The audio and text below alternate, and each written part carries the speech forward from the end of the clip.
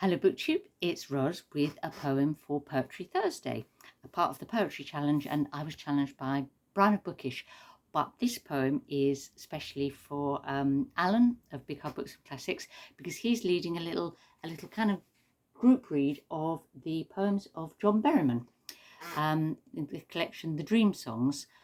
Came out in 1969, American poet, of the confessional school of poetry, it's called, and written over sort of the preceding decade. It's got 385 poems in this collection. They're all kind of linked and not necessarily autobiographical, but kind of semi, I suppose.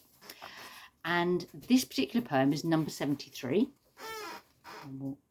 Just to give you a picture of it, and it's got a name, and it's called Ryōan-ji, and that is Ryōan-ji is the name of a word for a Japanese word for a garden, a Zen contemplative garden of stone and sand and as built in Zen temples by monks or priests, and maintained to this day.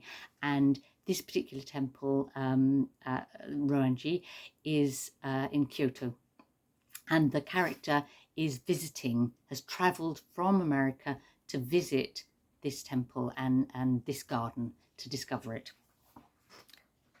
The taxi makes the vegetables fly.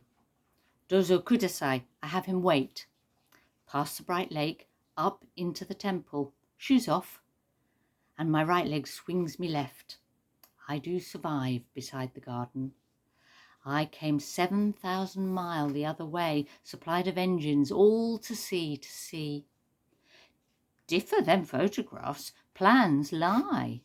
How big it is, austere, a sea rectangular, of sand by the oiled mud wall, and the sand is not quite white, granite sand, grey, and from nowhere can one see all the stones, but helicopters or a Brooklyn reproduction will fix that.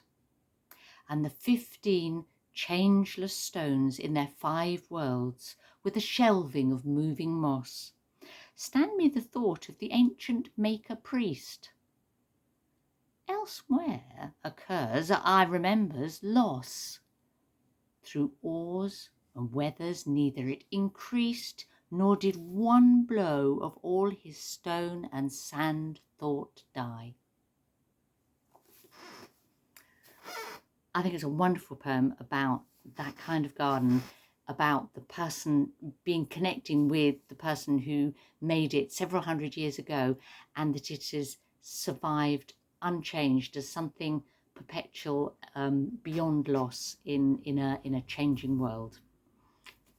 Thanks, Alan, for introducing me to Berryman, and I hope you enjoyed this.